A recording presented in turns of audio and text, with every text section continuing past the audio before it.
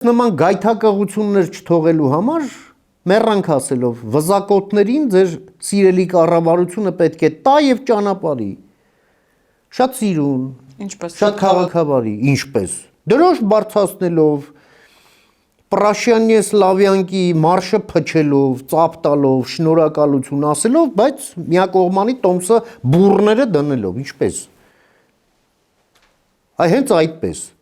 ասելով էլ մեծ պետք չեք դուք ասացիք որ Ռուսաստանը հիմա գործում է ձեր բառերով ասած խոսացող բերանների միջոցով հիմա այդ խոսացող բերաններով կսահմանափակվի թե այլ գործիքների սպասել այլ գործողությունների Ինչ էլ պետք է սպասել ռուսները ցանկացած գործիք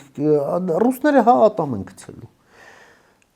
տեսնելով ատամը կտրի թե չէ որ կտրեց կածելու է մինչև վերջ ես սկզբից էլ ասած շատ կարևոր է որ մենք հանգարց հարված բաց չթողնենք Չկա այնպիսի ստորություն, որին Ռուսաստանն ընդունակ չի։ Մենք պետք է հենց այս կանխավարկածից ելնելով պլանավորենք մեր քայլերը։ Իսկ որպեսզի Ռուսաստանը չունենա հնարավորություն առնվազն մեզ վրա մեր ներսից հարձակվելու, ռուսական ներկայությունը Հայաստանում այլևս պետք է